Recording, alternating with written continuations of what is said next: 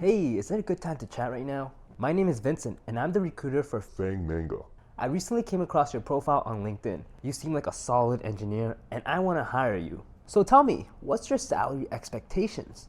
So tell me, what's your salary expectations?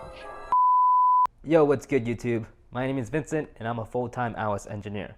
I recently got a comment where someone asked how I would negotiate salary. So bet, in this video, I will share some strategies that I have used in the past to negotiate a 200K plus salary in tech. So just a quick disclaimer, I'm not the best negotiator and I've definitely left a lot of money on the table. But the whole point of negotiating is to increase your pay and also get it to a value that you're happy about. Remember friends, money doesn't equal happiness. And it is your job to figure out what amount will make you happy.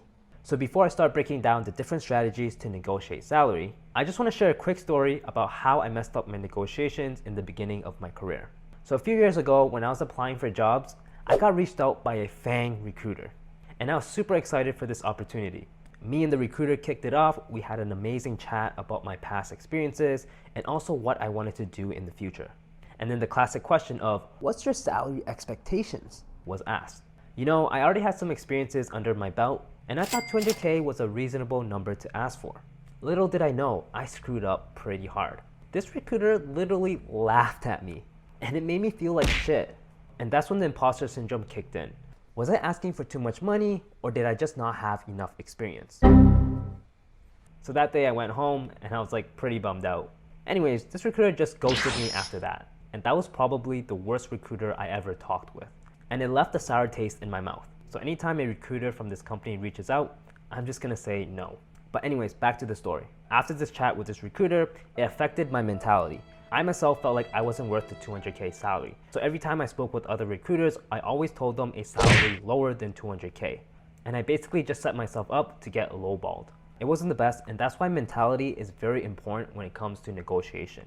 But luckily, I was able to land multiple offers, which helped me a lot with negotiating for a salary over 200K. Anyways, the moral of this story is you should know your own self-worth, and you shouldn't let someone like a recruiter or anyone else tell you that you're not worth what you're worth.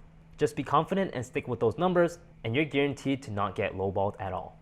Cool, so now let's talk about negotiation strategies. The first thing you need to do is research. You need to know what role and what level that you'll be applying for. Then you'll need to browse the internet to find public data on the pay bands. And this is super important because if you go into a negotiation without any data points, you'll probably either lowball yourself or ask for an amount that is not feasible. So make sure to do your research to figure out what the market rate is for your current role/level. My favorite site to use is levels.fyi. You can search the company and then filter by the roles and the levels. Now this will give you a rough idea of what the pay bands are, and also the breakdown for the salary, stock, and also bonuses.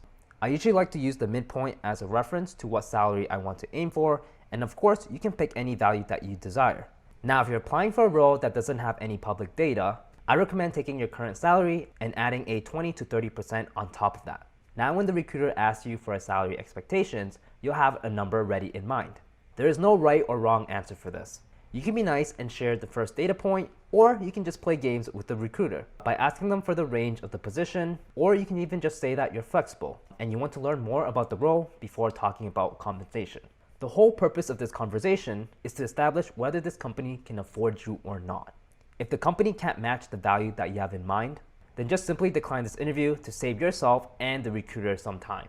And after this initial chat, you'll be doing some interviews with the companies, and then hopefully you'll land an offer. Yay! Now it's time to negotiate. One of my favorite strategies for negotiating is by interviewing with a bunch of companies and getting competing offers. And all you have to do is tell the recruiter that you have a competing offer and asking them if they can match it or even beat that value. And here you can play a game of ping pong.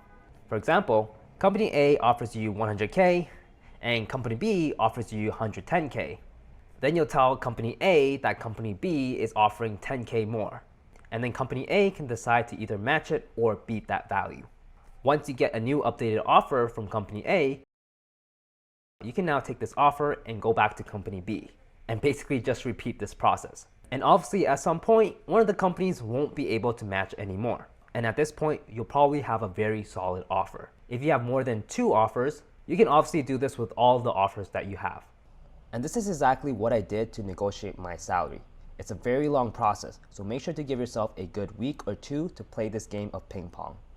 Cool, so if you don't have any competing offers, don't worry. You can also negotiate without it. Remember, the company has invested a lot of time and money just to interview you, and they definitely don't want to lose you as a potential hire.